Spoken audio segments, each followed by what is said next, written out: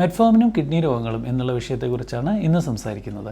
Type 2 ഡയബറ്റീസിൻ്റെ ഒരു പ്രധാന first line ഡ്രഗുകളിലൊന്നാണ് metformin. അപ്പോൾ ലോകത്ത് ഏറ്റവും കൂടുതൽ ആളുകൾ ആദ്യമായിട്ട് കൺസ്യൂം ചെയ്യുന്ന ടൈപ്പ് 2 ഡയബറ്റീസ് ആളുകൾ കൺസ്യൂം ചെയ്യുന്ന ഡ്രഗും മെറ്റ്ഫോമിൻ തന്നെയാണ്.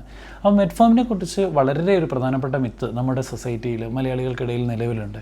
അഥവാ ഷുഗറിന് മെറ്റ്ഫോമിനൊക്കെ സ്റ്റാർട്ട് ചെയ്താൽ അത് കിഡ്നിക്ക് കേടാണോ, കിഡ്നിയുടെ ഫംഗ്ഷൻ മോശമാക്കുമോ എന്നുള്ള ഒരു മിത്ത് നിലനിൽക്കുന്നുണ്ട്. ആ മിത്ത് ബേസ്റ്റ് ചെയ്യാൻ വേണ്ടി മാത്രമാണ് ഇന്നത്തെ വീഡിയോ ഞാൻ ചെയ്യുന്നത്. അതായത് മെറ്റ്ഫോമിൻ കിഡ്നിക്കും പ്രൊട്ടക്റ്റീവായിട്ടുള്ള ഒരു ഡ്രഗാണ്. നമ്മൾ മനസ്സിലാക്കേണ്ടത് ഡയബറ്റീസിൻ്റെ കോംപ്ലിക്കേഷനായി ഡയബറ്റിക് കിഡ്നി ഡിസീസ് ഉണ്ടാകുമ്പോൾ അതിന് കൂടി കൊടുക്കാവുന്ന ഒരു ഫസ്റ്റ് ലൈൻ ഡ്രഗാണ് മെറ്റ്ഫോമിൻ. അപ്പോൾ കൃത്യമായ വ്യായാമം എടുക്കുക, ഭക്ഷണം കൺട്രോൾ ചെയ്യുക, സ്റ്റാറ്റിൻ മുതലായ ഡ്രഗുകൾ എടുക്കുക, അതിൻ്റെ കൂടെ മെറ്റ്ഫോമിൻ എടുക്കുന്ന വഴി കിഡ്നിയുടെ ഫംഗ്ഷൻ ഇമ്പ്രൂവ് ചെയ്യുകയാണ് സാധാരണയായി ചെയ്യുക.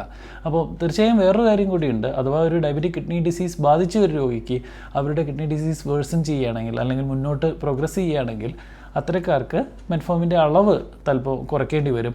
വളരെയധികം കിഡ്നി ഡിസീസ് വേഴ്സൺ ചെയ്യുകയാണെങ്കിൽ ചിലപ്പോൾ മെറ്റ്ഫോമിൻ നിർത്തിവെക്കേണ്ടതായിട്ടും വരും. എന്നിരുന്നാലും ജനറലി കിഡ്നി ഡിസീസ് ഇനീഷ്യൽ സ്റ്റേജിന് കിഡ്നി ഡിസീസിന് നല്ലൊരു ഗുളികയായിട്ടാണ്, അത് ഇമ്പ്രൂവ് ചെയ്യുന്നൊരു ഗുളികയായിട്ടാണ് മെറ്റ്ഫോമിൻ കണക്കാക്കപ്പെടുന്നത്. Thank you. Stay healthy. Follow for more.